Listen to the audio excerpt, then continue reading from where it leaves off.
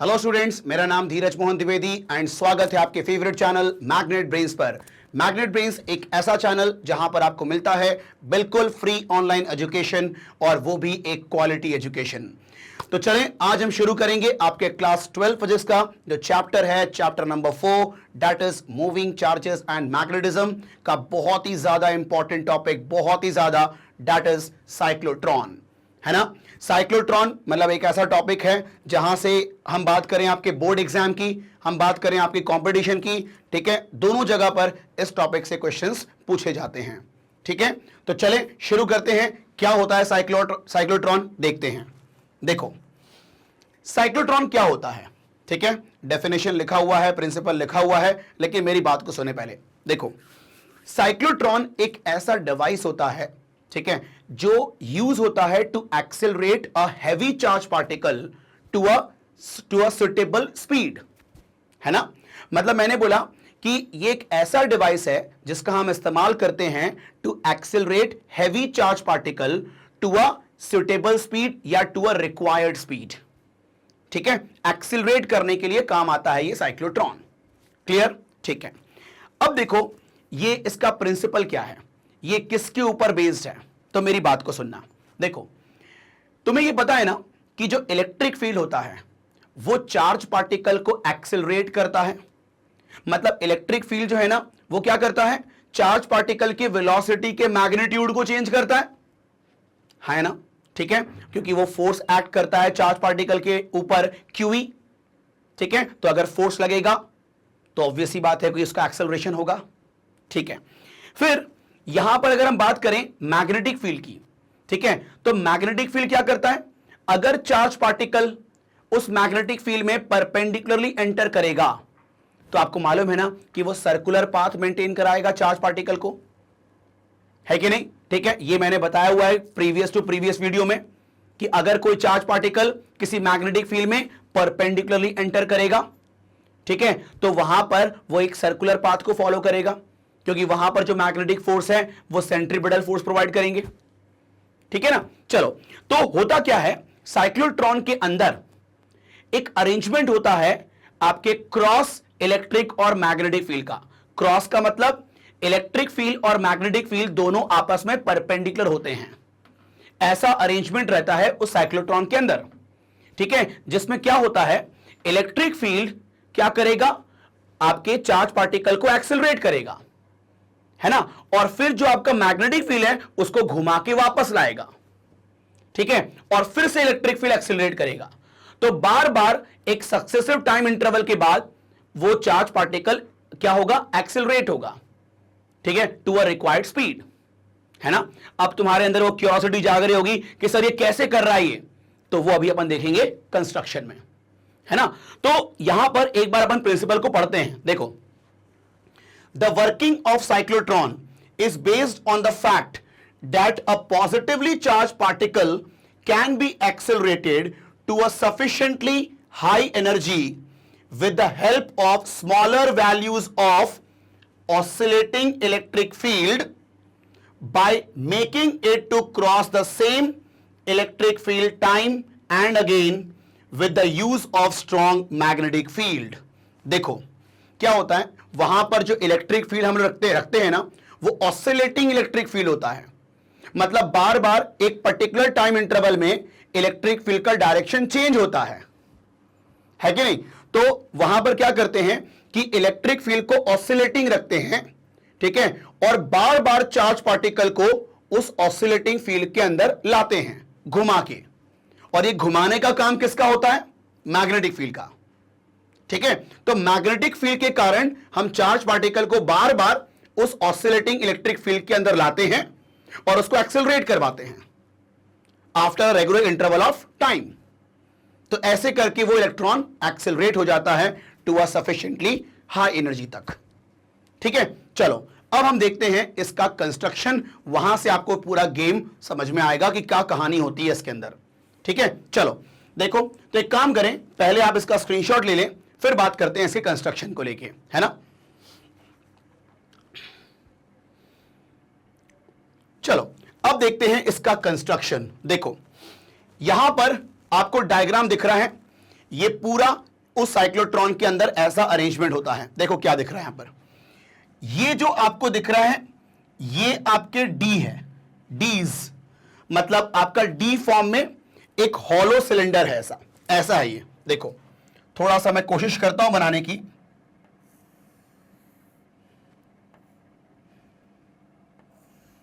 ये देखो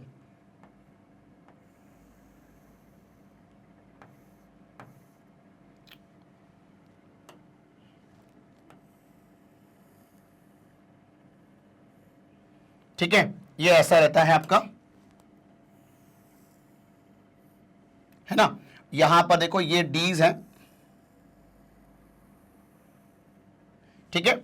मतलब ये एक आपका एक सिंपल डी फॉर्म में एक हॉलो, एक आपने हॉलो मेटेलिक डी ले लिया आपने, ठीक है।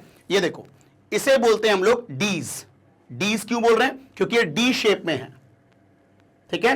तो डी शेप में आपका ये हॉलो मेटेलिक सब्सटेंस है ये। Is it clear? ठीक है, तो ये हो गया आपका सिंपल डी। ये रहा एक डी और ये रहा एक और डी, ठीक है। तो ये दोनों आपस में बिल्कुल पैरेलली प्लेस्ड रहते हैं, हाँ है ना, ठीक है। मैंने ये बोला कि यहां पर दो डीज रखते हैं। डीज क्यों बोल रहे हैं उसको हम लोग? क्योंकि वो डी शेप में रहता है और वो अंदर खाली रहता है। यहां पर अंदर एम्प्टी स्पेस है, अंदर खाली है कि नहीं? ठीक है। अब देखो यहां पर क्या करते हैं, ये आपका मेटेलिक डी है, ठीक है। इसके बाद यहां पर हमने एक ऑसिलेटिंग इलेक्ट्रिक फील्ड प्रोवाइड की है। देखो ये ऑसिलेटिंग इलेक्ट्रिक फील्ड हमने यहां पर प्रोवाइड की है बिटवीन टू डीज, है ना। ये हाई फ्रीक्वेंसी ऑसिलेटर होता है, ठीक है। मतलब इसकी फ्रीक्वेंसी अच्छी खासी होती है, मतलब हाई फ्रीक्वेंसी के साथ वहां पर पोलैरिटी को वो चेंज करता है। आप बताओ ऑसिलेटिंग इलेक्ट्रिक फील्ड का मतलब क्या होगा?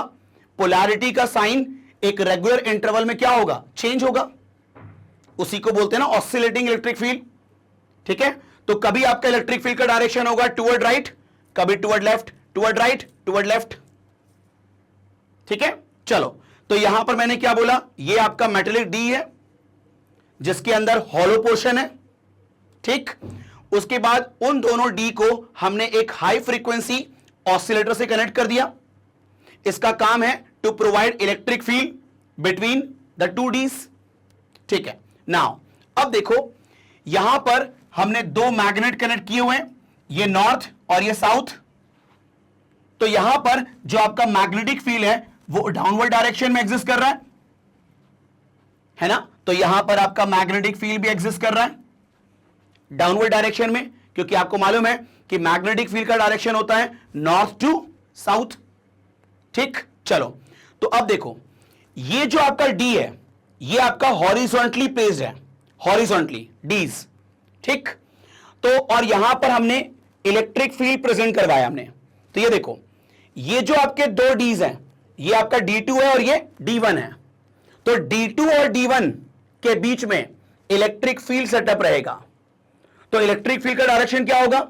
या तो D1 टू D2, मतलब D1 टू D2, या फिर D2 टू D1। तो इलेक्ट्रिक फील्ड का डायरेक्शन रहेगा हॉरिजॉन्टली, क्योंकि आपका डीज क्या है? हॉरिजॉन्टली। और मैग्नेटिक फील्ड कैसा है? वर्टिकली डाउनवर्ड, ठीक है। तो आप बताओ इलेक्ट्रिक फील्ड और मैग्नेटिक फील्ड आपस में क्या होंगे? परपेंडिकुलर होंगे, ठीक है। अब देखो क्या कहानी है, इन दोनों डीज के बीच में ये जो पॉइंट P है यहां पर हमने रखा सोर्स ऑफ चार्ज, ठीक है। तो मान लो यहां पर आपका सोर्स है अल्फा पार्टिकल का, यहां से अल्फा पार्टिकल निकलेंगे, ठीक है। अब देखो क्या होगा, जैसे ही ये अल्फा पार्टिकल यहां से निकला, अल्फा पार्टिकल पॉजिटिव होता है ना, ठीक है। चलो और मान लो किसी इंस्टेंट पर हमने इसको पॉजिटिव रखा है और इसको नेगेटिव रखा है, ठीक है। तो आप बताओ किसी इंस्टेंट पर ये पॉजिटिव है और ये नेगेटिव है, तो इलेक्ट्रिक फील्ड क्या होगा? From D2 to D1। यहां पर पॉजिटिव है और यहां पर नेगेटिव है, तो जो दो डीज हैं, ठीक है, ये D2 का फ्रंट सरफेस है और ये D1 का है, ये पॉजिटिव है और ये नेगेटिव है।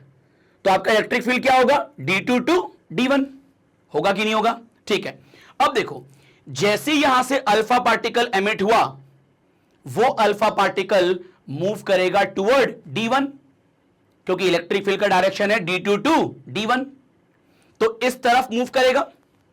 ठीक है, अब जैसे ही वो अल्फा पार्टिकल उस D1 के अंदर जाएगा, ठीक, अब उस D1 डीज के अंदर इलेक्ट्रिक फील्ड का रोल नहीं होगा, क्योंकि वो आपका एक कंडक्टर है D, और कंडक्टर के अंदर इलेक्ट्रिक फील्ड का इंफ्लुएंस नहीं होता, क्योंकि आपके कंडक्टर के अंदर इलेक्ट्रिक फील्ड की वैल्यू कितनी होती है, 0 होती है कि नहीं। तो अब क्या हुआ, सपोज करो जैसी अल्फा पार्टिकल को आपने वहां पर रिलीज किया, ठीक है, वो एक्सेलरेट होगा उस गैप से, और एक्सेलरेट होगा, मान लो v वेलोसिटी गेन कर लिया उसने, वो चला जाएगा along the direction of field, मतलब D1 के अंदर चला गया। ठीक है, अब उस D1 के अंदर, मतलब वो जो D है उसके अंदर इलेक्ट्रिक फील्ड का अब रोल नहीं है, मतलब जो वेलोसिटी गेन कर लिया बीच में उसी वेलोसिटी से अंदर जाएगा बस। लेकिन जो मैग्नेटिक फील्ड एग्जिस्ट कर रहा है डाउनवर्ड डायरेक्शन में, वो क्या करेगा, उस चार्ज पार्टिकल को चार्ज पार्टिकल को रिवॉल्व कराएगा, है कि नहीं, क्योंकि आपका यहां पर देखो चार्ज पार्टिकल ऐसे एंटर होगा और मैग्नेटिक फील्ड ऐसे होगा। तो आप बताओ, अगर मैं यहां पर रूल लगाऊं तो ये देखो, वेलोसिटी इस तरफ, मैग्नेटिक फील्ड इस तरफ, तो फोर्स इस तरफ होगा ना। तो आप बताओ, जैसे ही चार्ज पार्टिकल एंटर होगा अंदर, वो मैग्नेटिक फील्ड क्या करेगा, उसको एक सर्कुलर पाथ में घुमाने लगेगा, ये देखो ऐसे, है ना। एंड आफ्टर हाफ रिवॉल्यूशन, ठीक है, वो यहां पर आ जाएगा, वापस से उस D1 और D2 के गैप के बीच में आ जाएगा वो। ठीक, अब देखो यहां से, यहां पर हमें थोड़ा सा सिंक्रोनाइजिंग रखना पड़ता है।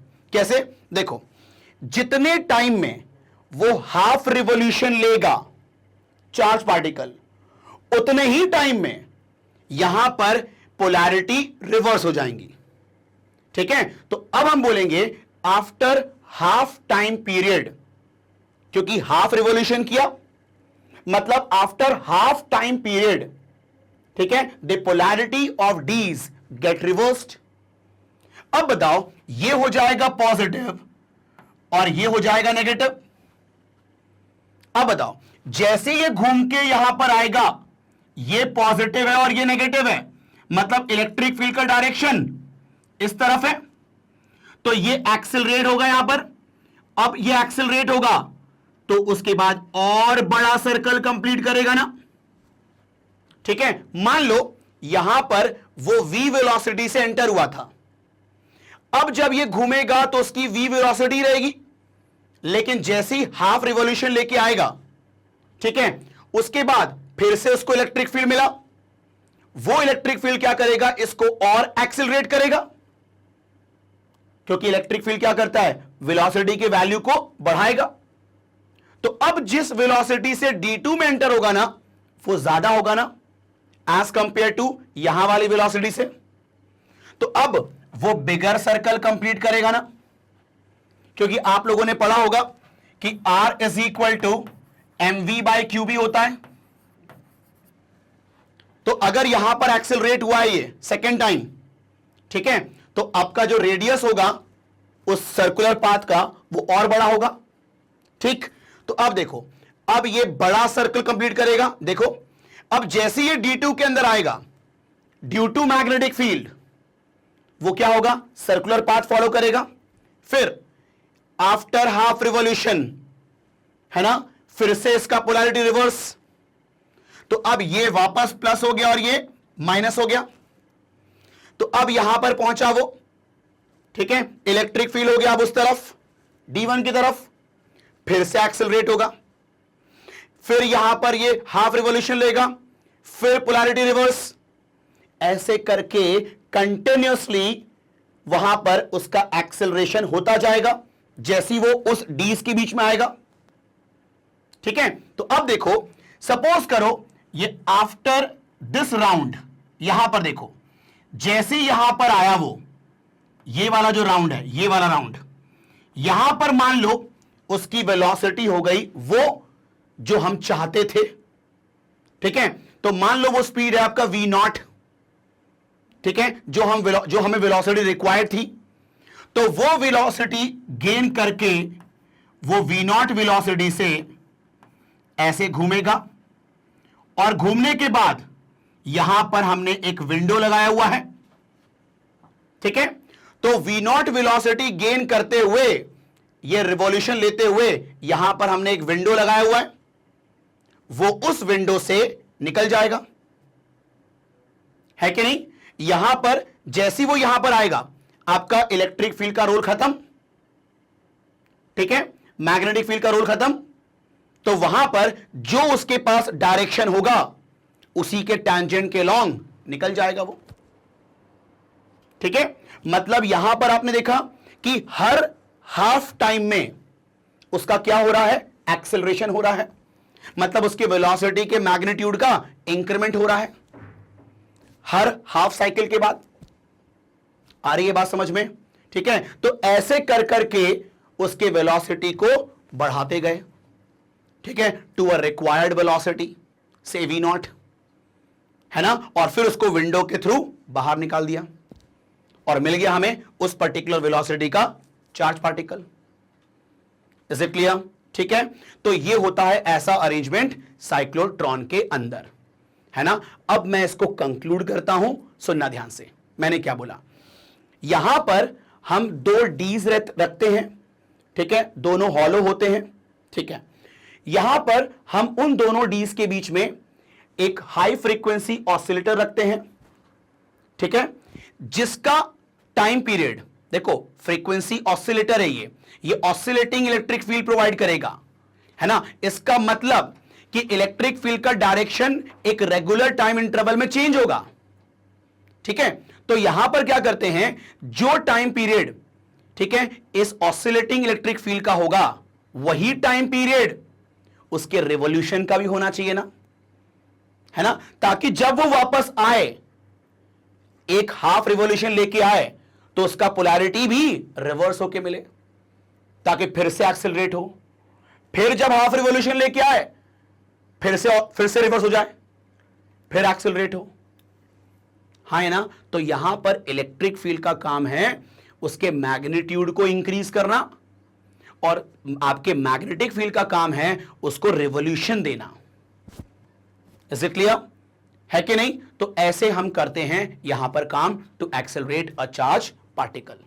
Is it clear. ठीक है, अब देखो ध्यान से, अब हमें यहां पर बात करनी है कि कितना काइनेटिक एनर्जी गेन कर लेता है वो charge particle by the cyclotron.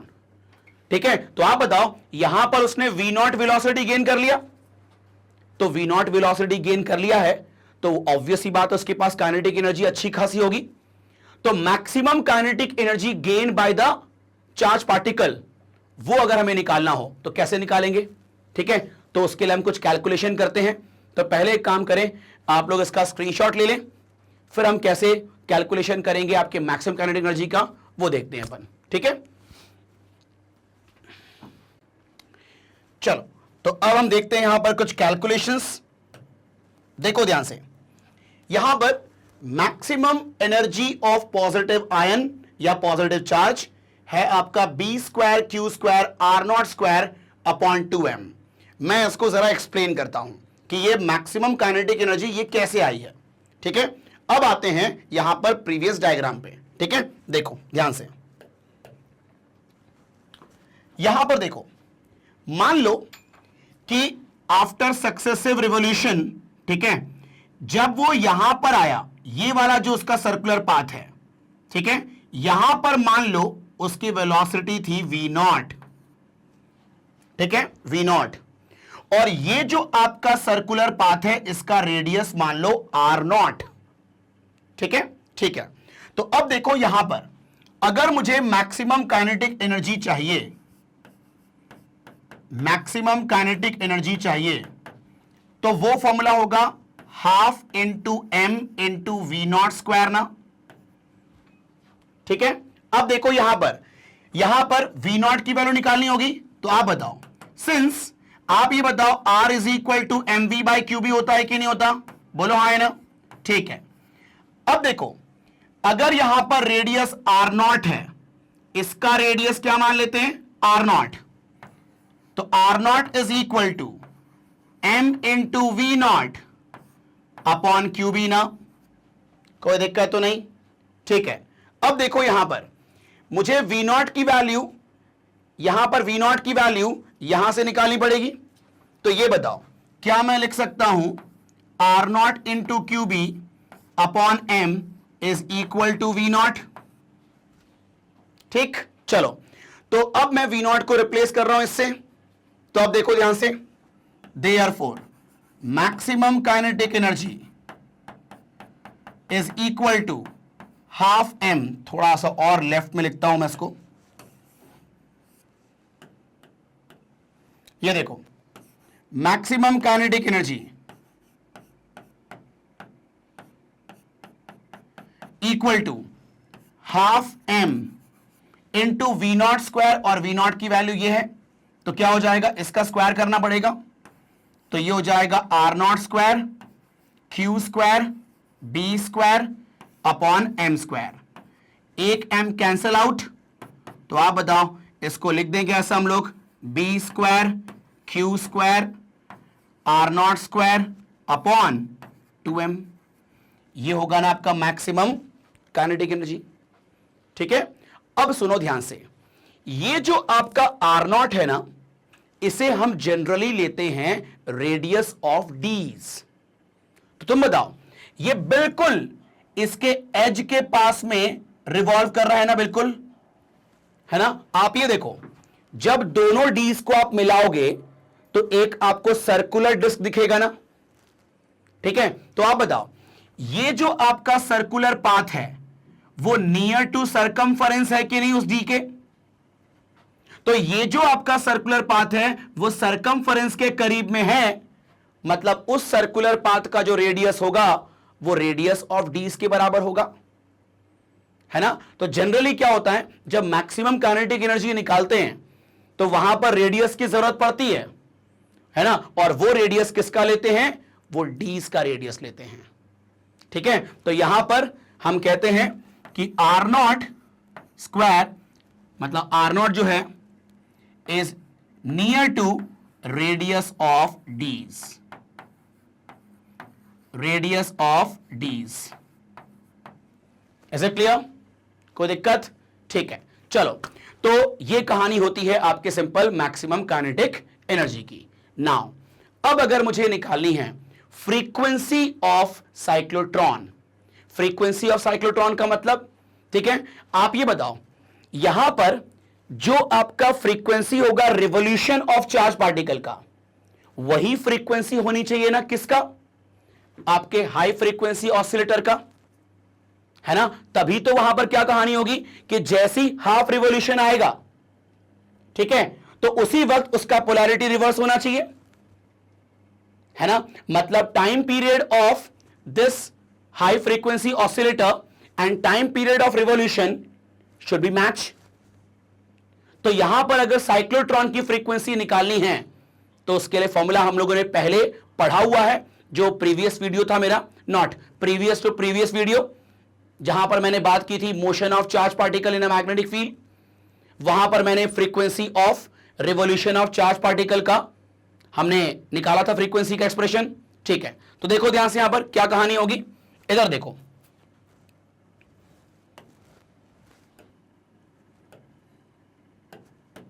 हां ध्यान देना, ये देखो फ्रीक्वेंसी की बात करें हम लोग तो फ्रीक्वेंसी इज इक्वल टू क्या होता है, रेसिप्रोकल ऑफ टाइम पीरियड, और टाइम पीरियड का जो एक्सप्रेशन होता है ना वो होता है 2 पाई m बाय QB, ये होता है, ठीक है। तो अब देखो यहां पर QB को ऊपर करोगे तो जो इसकी फ्रीक्वेंसी होगी वो क्या होगी, QB अपॉन 2 पाई m, तो ये होती है frequency of cyclotron, is it clear, ठीक है। तो इस फ्रीक्वेंसी से वहां पर आपका रिवॉल्यूशन होता है और उसी फ्रीक्वेंसी से वो इलेक्ट्रिक फील्ड का ऑसिलेशन भी होता है। क्लियर है कहानी? ठीक है, चलो तो अब आप लोग क्या करें, इसका स्क्रीनशॉट ले लें।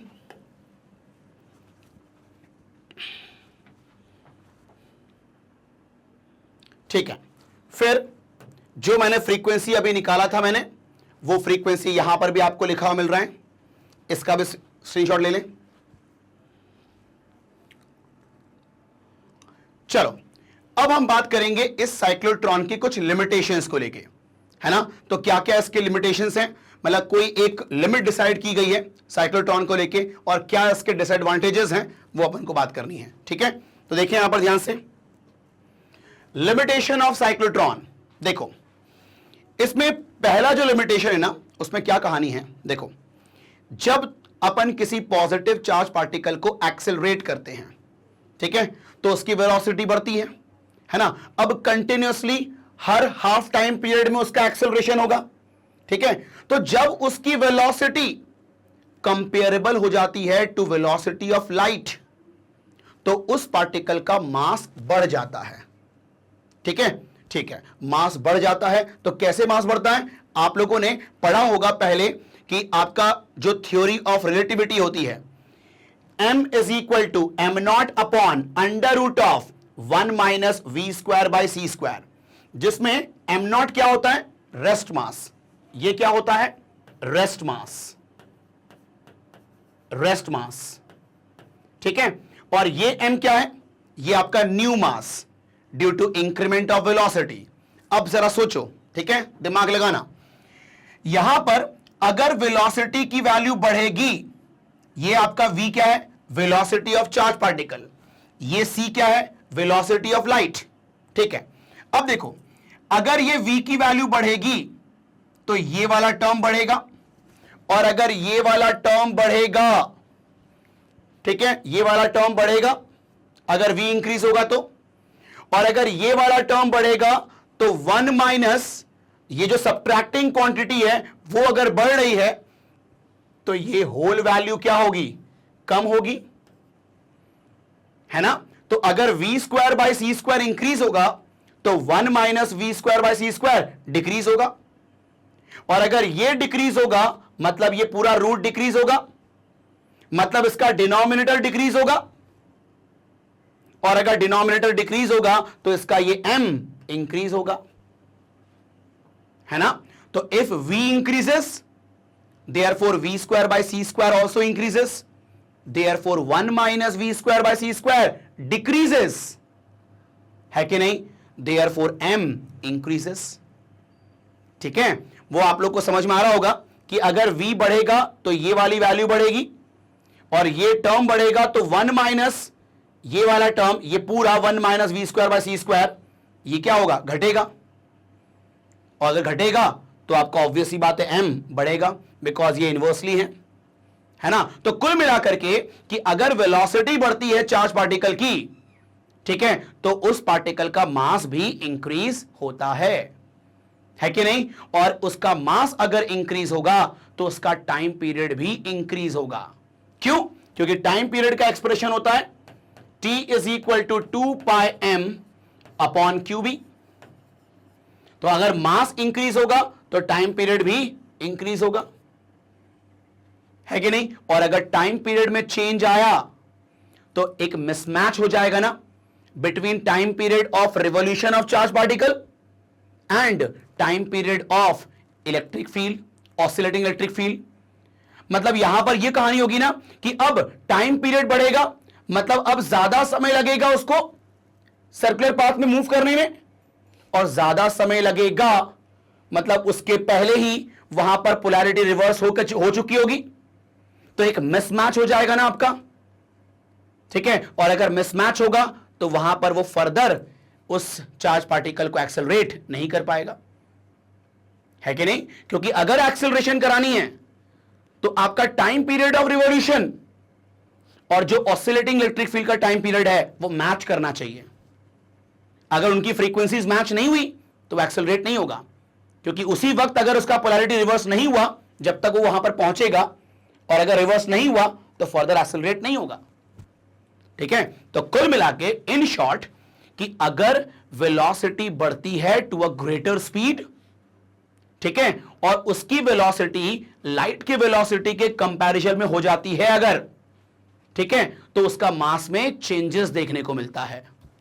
ठीक है, तो अगर मास इंक्रीज होगा तो टाइम पीरियड इंक्रीज होगा, और अगर टाइम पीरियड इंक्रीज होगा तो देयर इज अ मिसमैच, ठीक है, between oscillating electric field and revolution of charge particle.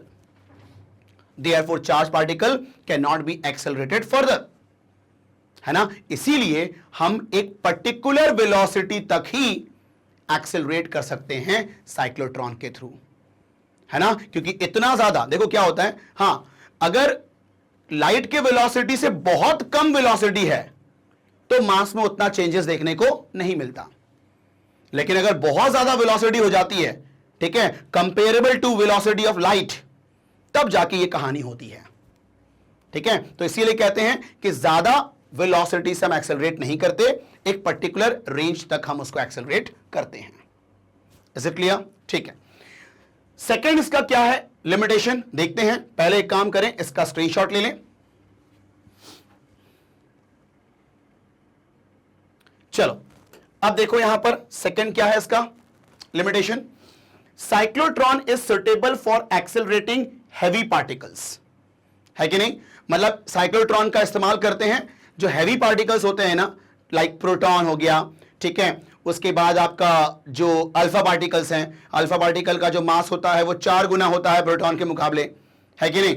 तो ये सब हैवी पार्टिकल्स हैं, इनको एक्सेलरेट करने के लिए इस्तेमाल की जाती हैं, है कि नहीं, क्योंकि इनके वेलोसिटी एकदम से हाई नहीं होती है कि नहीं। लेकिन वहीं अगर हम लाइटर पार्टिकल यूज कर लेंगे, लाइक इलेक्ट्रॉन्स वगैरह अगर हम यूज कर लेंगे, तो वहां पर क्या होगा, तुरंत ही उसकी वेलोसिटी बहुत ज्यादा हो जाएगी और वो स्टेप आउट हो जाएगी, ठीक है, अपने पाथ से। मतलब वहां पर टाइम का मिसमैच हो जाएगा, ठीक है, क्योंकि वो बहुत हल्के होते हैं पार्टिकल्स, तो बहुत हल्के होंगे ना तो तुरंत से वो एक्सेलरेट हो जाते हैं, थोड़ी सी एनर्जी बढ़ी नहीं कि वो एक्सेलरेट हो जाएंगे, ठीक है। तो इसीलिए हैवी पार्टिकल्स को हम एक्सेलरेट करते हैं with the help of cyclotron, ठीक है। फिर उसके बाद क्या है, the uncharge particle can not be accelerated by cyclotron, obvious ही बात है, ठीक है। आप ये बताओ, अगर चार्ज नहीं होगा तो वो इलेक्ट्रिक फील्ड एक्सेलरेट कैसे करेगा उसको। तो इलेक्ट्रिक फील्ड जो है वो तो चार्ज पार्टिकल को ही एक्सेलरेट करता है ना, तो अनचार्ज को इससे नहीं कर सकते एक्सेलरेट। Is it clear? ठीक है, ओके। एंड फोर्थ वही बात कही है जो मैंने अभी थोड़ी देर पहले कहा था, the lighter charge particle like electrons cannot be accelerated by cyclotron because mass of the electron is small and small increase in energy of electron makes the electrons move with a very high speed, मतलब तुरंत ही high speed हो जाएगी उसकी, ठीक है। as a result of it the electrons go quickly out of step with the oscillating electric field, मतलब तुरंत time का मिसमैच हो जाएगा, है ना। तो ये थे आपके limitation of cyclotron. Is it clear? ठीक है, तो अब जरा इसका स्क्रीनशॉट ले लो, फिर अपन एक क्वेश्चन करते हैं, ठीक है।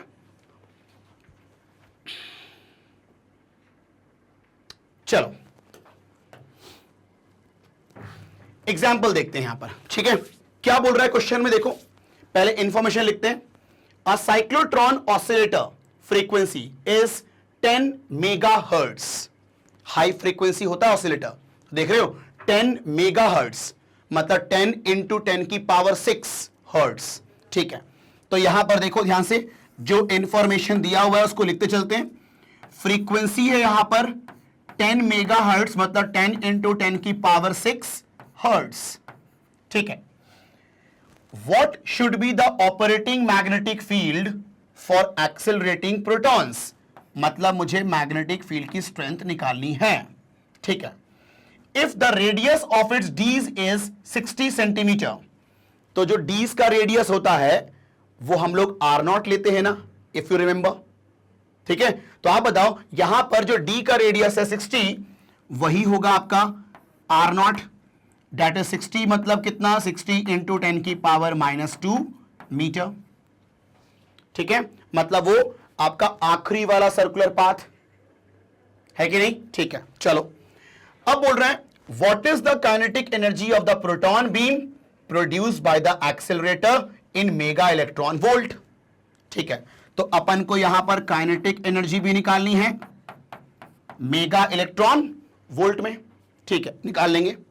अब देखो, पहला काम तो यह है कि मुझे यहां पर मैग्नेटिक फील्ड की वैल्यू निकालनी है। ठीक है, अब ये बताओ जरा सोच के, ठीक है, आप ये बताओ कि अगर मैं बोलूं कि फ्रीक्वेंसी का फॉर्मूला क्या होता है, तो आप बताओ फ्रीक्वेंसी इज इक्वल टू आपका होगा ना QB अपॉन 2πm।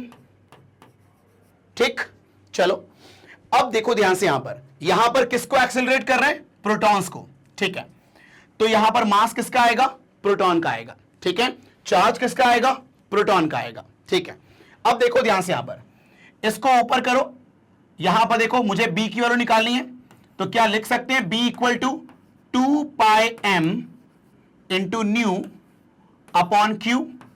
ठीक है, अब देखो ध्यान से, यहां पर मैं वैल्यू पुट कर रहा हूं, तो 2 इंटू पाई की value 22/7 into mass of proton, ये रहा 1.67 10 की पावर -27, 1.67 10 की पावर -27, और फ्रीक्वेंसी कितनी है?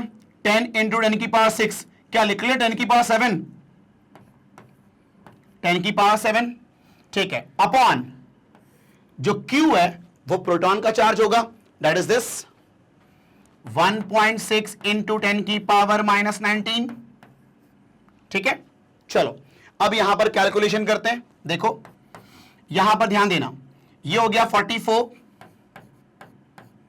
इंटू 1.67 अपॉन 7 इंटू 1.6 इंटू, अब देखो क्या कहानी होगी, -27 प्लस 7 इज -20, -20 प्लस 19 -1 ना। ठीक, चलो तो अब यहां पर मैग्नेटिक फील्ड की वैल्यू निकालेंगे। अब ये जो कैलकुलेशन है, ठीक है, मैं उसको कैलकुलेटर से कर देता हूं।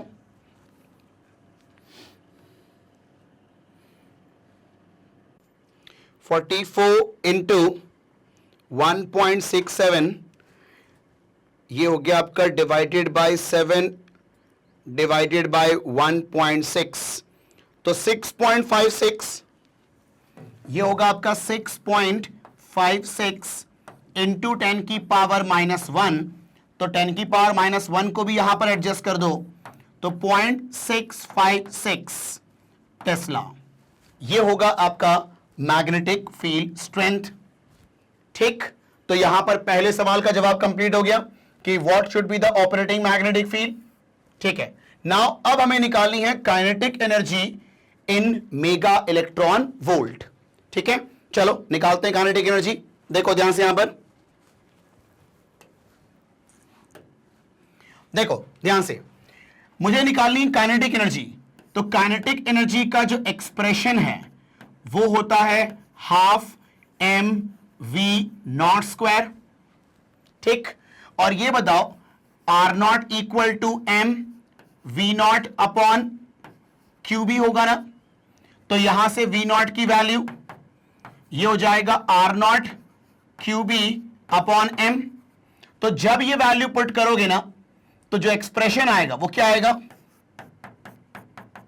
इज इक्वल टू हाफ, यहां पर जब पुट करोगे, ठीक है, वैसे हम इसका फॉर्मूला डिराइव कर चुके हैं, है ना, लेकिन क्योंकि क्या होता है कि नॉर्मली अपन को फॉर्मूला याद रहता नहीं है, तो हमें उसका तरीका भी मालूम होना चाहिए कैसे उसका डिराइव कर लें ऑन द स्पॉट।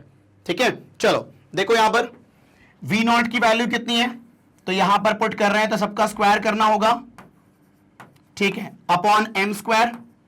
अब देखो ये कैंसिल आउट, तो अब मेरे पास फॉर्मूला मिल चुका है B² Q² R0² upon 2m। तो इस फॉर्मूले से हम निकालेंगे काइनेटिक एनर्जी। ठीक है, तो आप देखो यहां पर काइनेटिक एनर्जी B², तो जो मैग्नेटिक फील्ड हमने कैलकुलेट की थी कितना था वो 0.656, तो एक काम करते हैं उसको 0.656 को 0.66 कर लेते हैं, 0.656 को राउंड ऑफ कर लिया, 0.66 बोल दिया मैंने, ठीक है। अब देखो Q मतलब प्रोटॉन के चार्ज का स्क्वायर, ई स्क्वायर, और आर नॉट मतलब वो जो डी का रेडियस है ना, वो कितना है डी का रेडियस, तो डी का रेडियस है 60 इंटू 10 की पावर -2,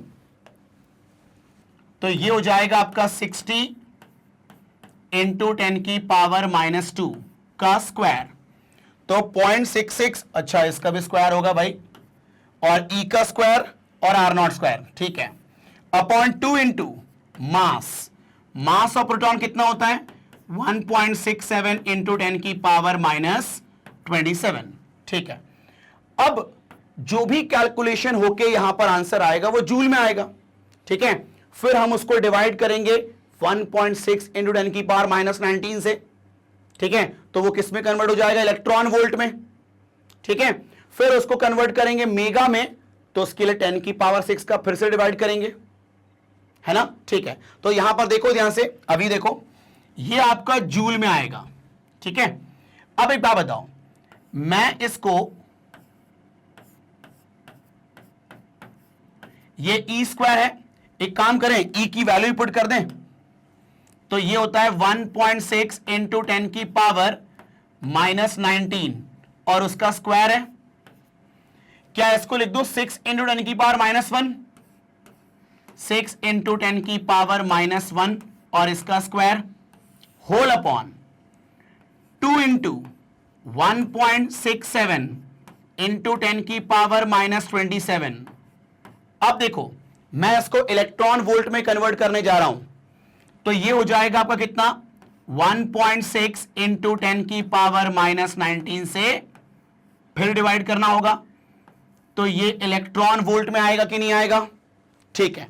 अब देखो यहां पर ये वैल्यू कैंसिल आउट हो गई, एक तो एक बची हुई है, ठीक है।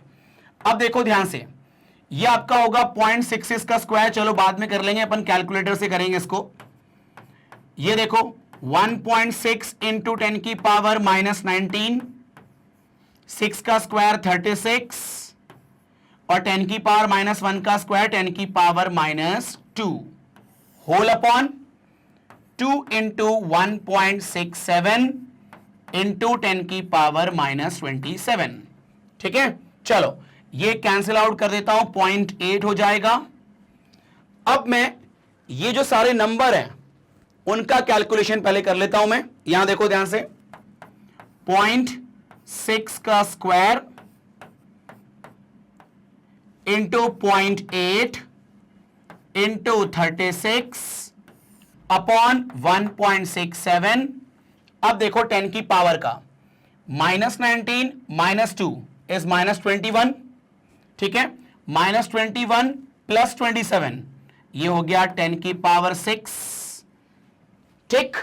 अब देखो ये इलेक्ट्रॉन वोल्ट में आएगा ना, लेकिन अगर मैं अलग से 10 की पावर 6 का फिर से डिवाइड कर दूं तो ये मेगा इलेक्ट्रॉन वोल्ट में होगा कि नहीं होगा भाई। इलेक्ट्रॉन वोल्ट को अगर मेगा इलेक्ट्रॉन वोल्ट में कन्वर्ट करना है, मतलब छोटे यूनिट को बड़े में कन्वर्ट करना है, तो 10 की पावर 6 का डिवाइड करोगे ना यार, ठीक है। चलो तो अब देखो ये आपका कैंसिल आउट हो गया, ठीक है। तो अब आपका सिर्फ ये वाला कैलकुलेशन है ना। चलो भाई इसका कर लेता हूं मैं कैलकुलेशन कैलकुलेटर से। तो यहां पर देखो आपका हो जाएगा 0.66 को 2 बार करना पड़ेगा, ठीक है। उसके बाद आपका इंटू 0.8 फिर इंटू 36 एंड डिवाइडेड बाय 1.67 7.51, ठीक है। तो ये हो रहा है आपका 7.51 मेगा इलेक्ट्रॉन वोल्ट। चलो तो ये हो गया आपका सिंपल आंसर, ठीक है, काइनेटिक एनर्जी का, है ना। तो ये था आपका क्वेश्चन कंप्लीट यहां पर। तो एक काम करें, आप लोग पहले इसका स्क्रीनशॉट ले लें, फिर इसका स्क्रीनशॉट ले लें। ओके, तो यहां पर अपना ये जो टॉपिक है साइक्लोट्रॉन, ये ओवर होता है, ठीक है। तो बस ऐसे ही वीडियो को देखने के लिए आपको क्या करना है, सिंपल magnetbrains.com पे जाना है, ठीक है। ऐसा इंटरफेस आपको वहां पर दिखेगा और उसके बाद आप अपना क्लास सेलेक्ट करें, फिर सब्जेक्ट सेलेक्ट करें। जैसे आपने सेलेक्ट किया मान लो फिजिक्स, यहां पर वॉच नाउ पे क्लिक करें। जैसे क्लिक करेंगे चैप्टर की लिस्ट खुल जाएगी, है ना। फिर जो भी आपको चैप्टर पढ़ना है उसको क्लिक करें, ऐसा वीडियो देखने को मिल जाएगा। सो सिंपल, ठीक है। तो बस अंत में यही कहूंगा कि अगर आपको ये वीडियो पसंद आया हो और अगर आपको इस वीडियो से कोई नॉलेज मिला हो तो आप इसको लाइक जरूर करें, और अगर आप चैनल में नए हो तो आप इसको सब्सक्राइब जल्दी करें ताकि कोई भी अपकमिंग वीडियो हो वो आपसे मिस ना हो, और अपने दोस्तों के साथ इसको शेयर जरूर करें ताकि उनको भी इसका बेनिफिट मिल पाए। Thank you.